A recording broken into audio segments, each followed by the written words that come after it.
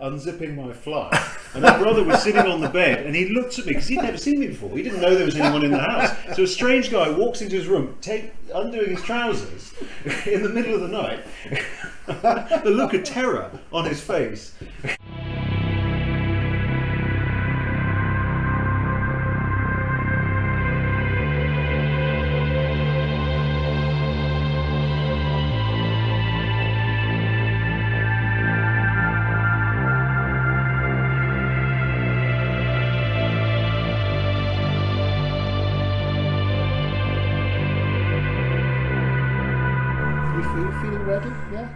Have you not seen that before? I've never seen one up close. I mean, I've got the old edition of Against Dark Background with the machinery. Because these are the American covers, aren't they? Well, that's a UK paperback first. I mean, the first is the Macmillan hardcover, which I used to have and I sold, and of course now it's worth about £600 in mint condition.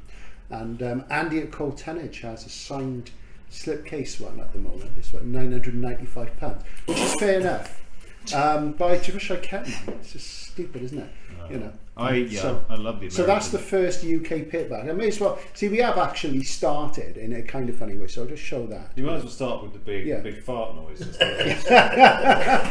Well, we probably will. So again, this is a perfectly prepared and poorly researched sort of piece where I, Stephen Leandris, Outlaw bookseller, talked with Mr. Tom Toner, erstwhile science fiction writer, author of The Promise of the Child, and various other things of quality, about Iain Banks. And I guess, you know, in my job, all the time, people, you know, they say, you know, what's good? And I say, what do you like? And they say Iain M. Banks. And you must get sick of I do confess to a bit of a sinking feeling. Yeah. And, you know, obviously he's really, really popular. Sadly, no longer with us. Great shame. He was quite young when he died, which was a pity. But I get that sinking feeling because I'll tell you why. It's historical reasons. So when this came out, like I said, I remember really vividly when this came out, and that was 1986, I think. 87, I think. Paperback 87. It could be 87 because what I remember is based on where I was working. I don't know why. Debating with you on this. You probably got it right. Because I was working in a bookshop called Bilbo's after Baggins the Hobbit. A really good little independent bookshop in Bath, which is no longer around, run by a great guy called Pete Marsh. And I worked there from I think September 86 to September 87, so it could be 87. 87. If it is 87, according to the good doctor. Yeah. Well, according to Wikipedia. It's probably right. So it's Macmillan 1987. You're like you're like the person on Countdown who does the stuff off screen. Yeah. Does all the hard work. All the research, and we trust in Wikipedia, but I do think it's right. I could take this out. I'm going to take this out the bag and have a look what it says. Now it's only in a bag, so that was allowed. Yeah, it's only in there so it didn't get damaged in my sort of man bag, because this is a nice copy. So let's have a look. Now I was going to reread this, so I was better prepared, but of course I didn't. I was going to say a lot of people aren't that keen on Consider Phoebus. I think the Player of Games has it. Nearly everyone seems to say go straight to Player of Games. Yeah. I don't agree. I think you should start at the beginning. Oh, okay. I mean, the beginning I suppose was technically use of weapons, wasn't it? But yeah, I think starting there is a mistake because it's confusing, isn't it? Okay. Well, we'll come back to that point. But yeah, what it says on the colophon is that first published in Great Britain, 1987 by Macmillan. Yay! And this is, as I say, this is a first paperback B format. Yeah, very nice as well. And so now of course Banks, he had a career before that, because in roundabout 84, and I'm sure the good doctor who's off camera is going to tell us again, he published a book called The Wasp Factory, which was published as a mainstream novel, and The Wasp Factory was a huge success, and it was very funny at the time and sort of scatological and all sorts of stuff, and people loved it. And basically it has does it have an SF element? Well, we don't want to do any spoilers, but that was a big bestseller, and he had a number of books in his bottom drawer, including Walking on Glass and The Bridge, which was second and third, and they definitely had SF elements, and they were interesting. And of course he had his science fiction as well, so he had this parallel career. So it's quite unusual for somebody to have two careers as a successful mainstream novelist and a successful genre SF writer. And of course, he put the M in there to the Iain M Banks, the M to indicate SF, which is sort of interesting thinking. So, you know, there's two brands there, and he ran that successfully throughout his life, but I think the SF became more and more successful, and the literary fiction petered out a little bit and stuff. But anyway, so we're going to talk about Banksy, and you're going to wax lyrical, I'm sure, and I'm going to do a more historical thing. So I think before I do a more historical thing, what does Iain Banks's work and his oeuvre mean to you? How did it come to you as a reader, and what did it do for you as a writer? You should have sent these to me in an email. I know, but you know, it's go off the cuff. Yeah, it doesn't matter. Well, I mean, in the last interview we talked about Look to Windward, which I read when I was 14, 15. I think it had just come out as well. Didn't understand it. Didn't know what the hell was going on. Didn't get it. Didn't know what an orbital was. Didn't know what these races was. Didn't understand the scope of the galaxy. Didn't understand the rules.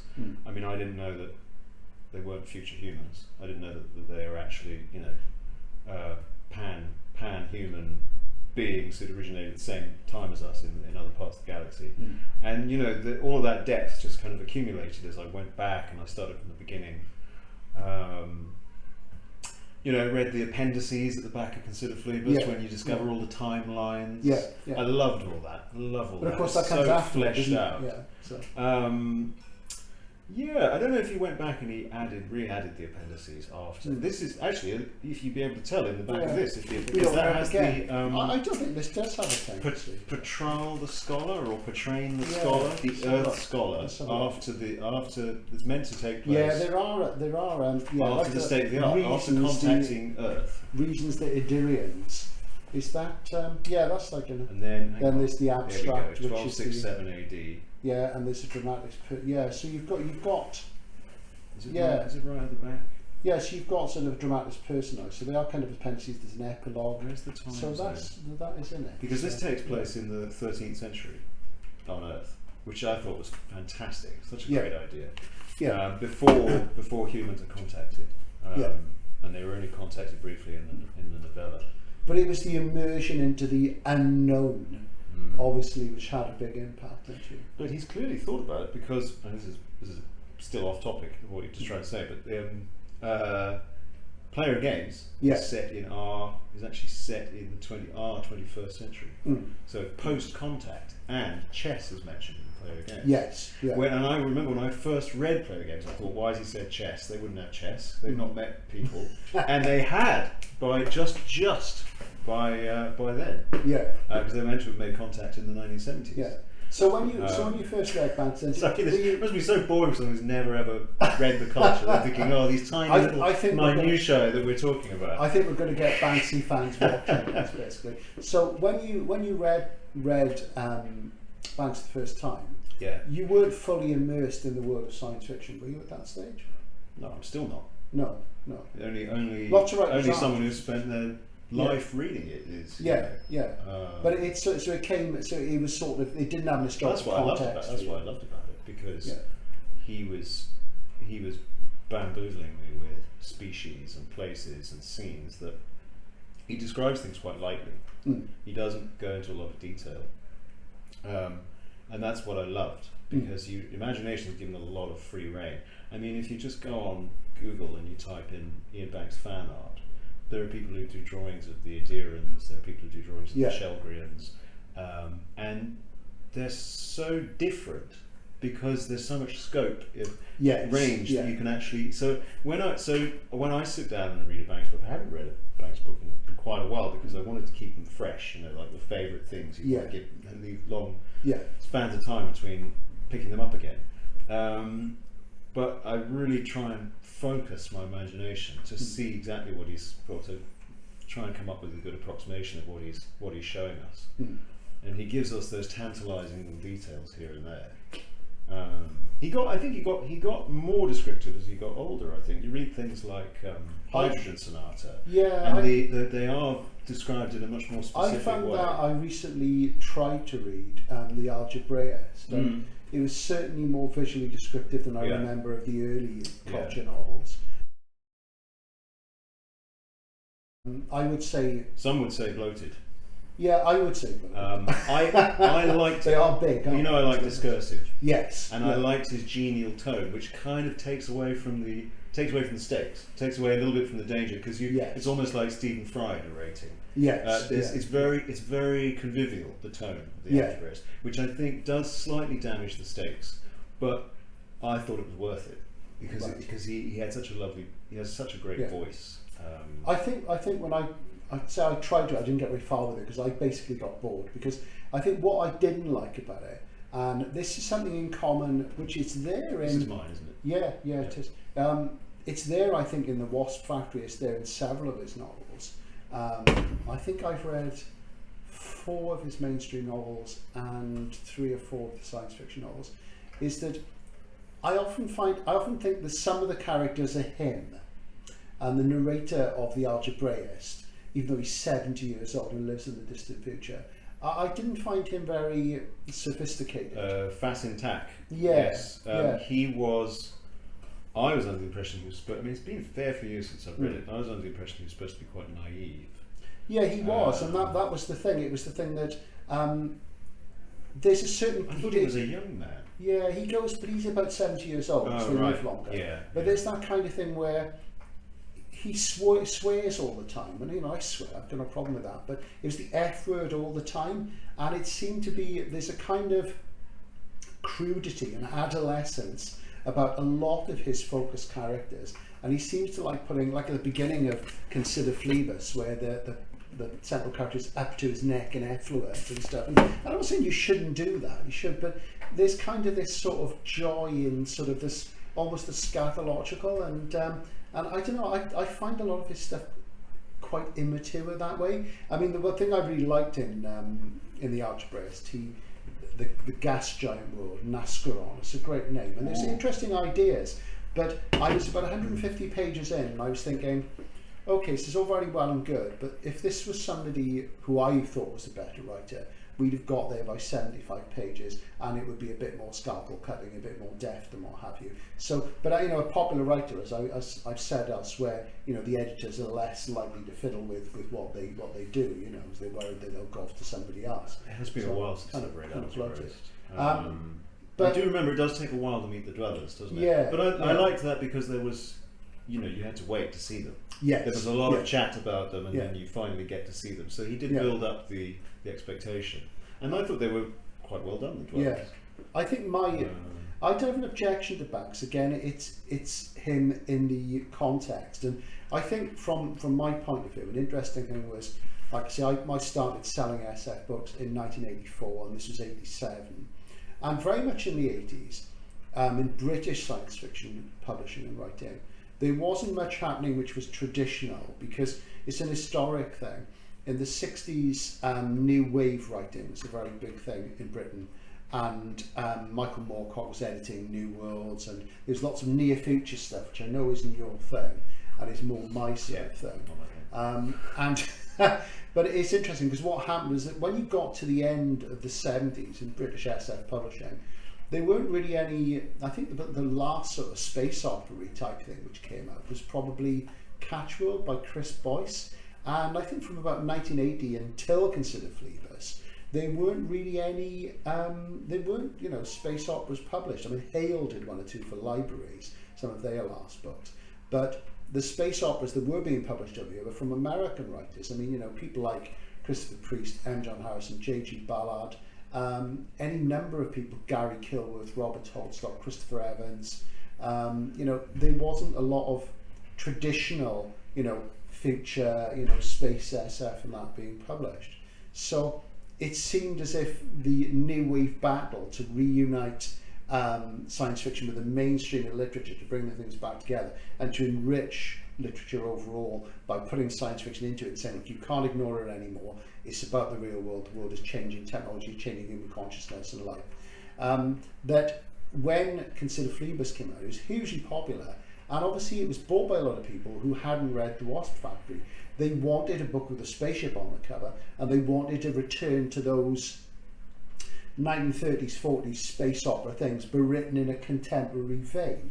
And so obviously it was a very sort of, he chose his And moment. there is a spaceship on the cover. There is a spaceship on the cover, and very beautiful it is too. And of course, Interzone magazine was going there, and David Pringle was trying to sort of get a new generation of SF writers published, and you've got Stephen Baxter, Paul Macaulay. These were traditional hard SF writers. So it seemed like that was like the new generation, the new zeitgeist. And I think for me, and for people with my sort of predominant sort of taste in SF, we sort of wanted to sort of keep the new wave going, really. But I do recall, I know, I do recall William Gibbs speaking at the Worldcon '87, delivering quite a blistering attack on the sort of British literary writers, and that they were complacent and what have you. And I talked to Norman Spinrad after, and we talked about Christopher Priest's work and John Harrison's work, and he said, "Oh, you know, it's really good," because Norman was from the New Wave school, and yet he wrote conventional sort of SF as well. So I guess for me, it seemed to be a step back into the past, but it was a thing of the moment, and you know, and this return in British SF publishing to the dominance of the space opera. You know, it's not as if there haven't been near future things published. There's been loads and loads. Does seem to have been a thing. I mean, you know, and obviously that's where you come in. This isn't even near future. We said 13th century, didn't we?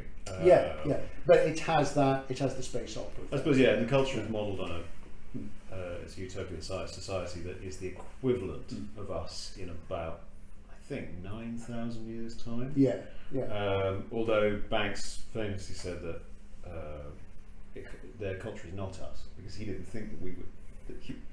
Human civilization would be able to keep our shit together for the next 100 years, let alone the next 9,000. On the culture, do you? I mean, how do you interpret it? Do you? Obviously, people have ideas about what it is. Is it a left-wing culture, a right-wing culture? You know, do you take a particular political meaning from it? What's your take? Well, on it's it? clearly left-wing, isn't it? It's famously left-wing.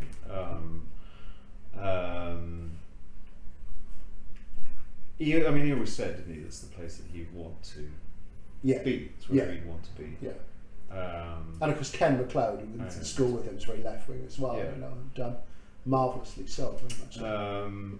I like Consider Flavors a lot more than a lot of people because he's giving us almost an alternate view of the culture in this book, which he does do in the others, but this is the most overt, I think. This scene sums it up, actually. The scene on the front of this book. So you've got, I remember now, it's Horza he's just left the Eaters. Do you remember they tried to eat him on the beach? Yes, that cult. And he's met this He's met this shuttle sitting on the beach, and he doesn't trust it one bit. And this shuttle, this is actually, I think, this is, apart from the little side plot of the spy, the culture spy.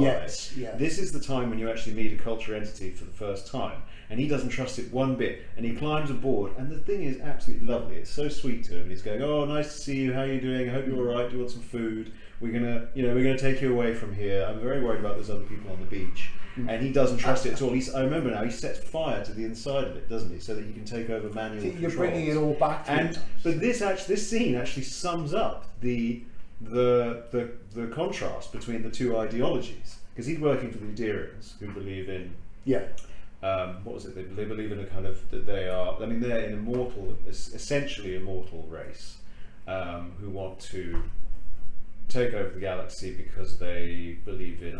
It's been such a long time since I read it. I think it's because they're for religious reasons.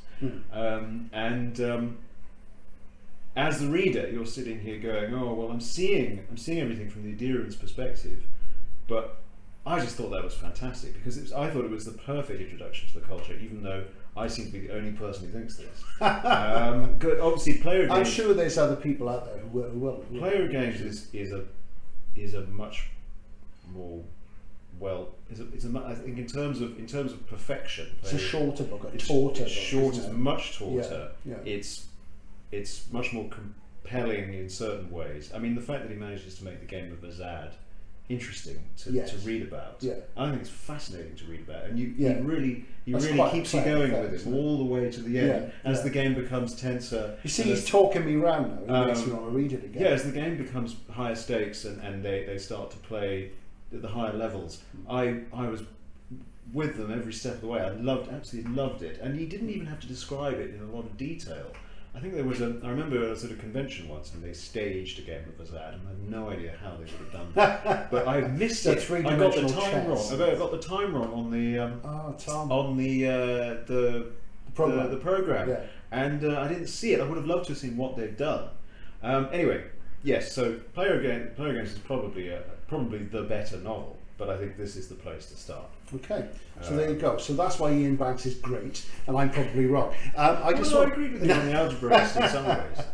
I just wanted to say something about an historical context. I mean, what happened shortly after this was that there was a book published, and I think it was about a year after this, called Take Back Plenty by Colin Greenland. Which had a lot of attention at the time. So it was a trade paperback, there was no hardcover. There was in the States. And that's probably my favourite space opera from that period. And female character of colour, I seem to remember. Isn't there? Said Gone Out to Master. There were 2 sequels, and I don't really do sequels. That was great, and that's probably my favourite space opera. But you could see that was starting to happen. American SF was producing space operas then. There's lots of really radical stuff going on. There were books like Lewis Shiner's Frontera, which I think is brilliant. KWG2 was doing stuff. So I was probably more engaged with the Americans then. So I probably shifted the Americans because they seem to be doing really great, hard, glittering things. But yeah, so maybe maybe I'm wrong. Maybe I should be more of a Banks apologist. But thanks for that, Tom. And which ones have you read? I've read this, Player of Games, which we put in 100 must-read SF novels. The Algebraist. I think I read State of the Art as well. It's a long time ago. Oh, that was and I read about the first 4 or 5 mainstream novels. So yeah, sure. Oh, so there's a lot of culture novels for you to catch up on. Oh yeah.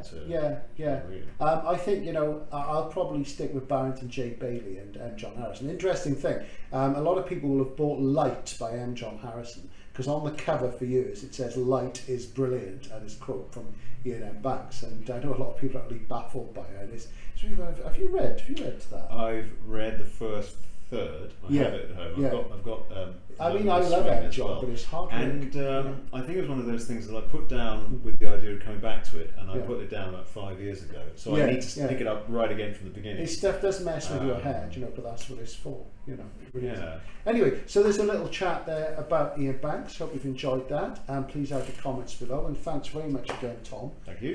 And we should probably go and have a pint or something now, really, shouldn't we? Probably should, yeah. Okay, so this is Outlaw Bookseller signing out for now. See you soon. Bye.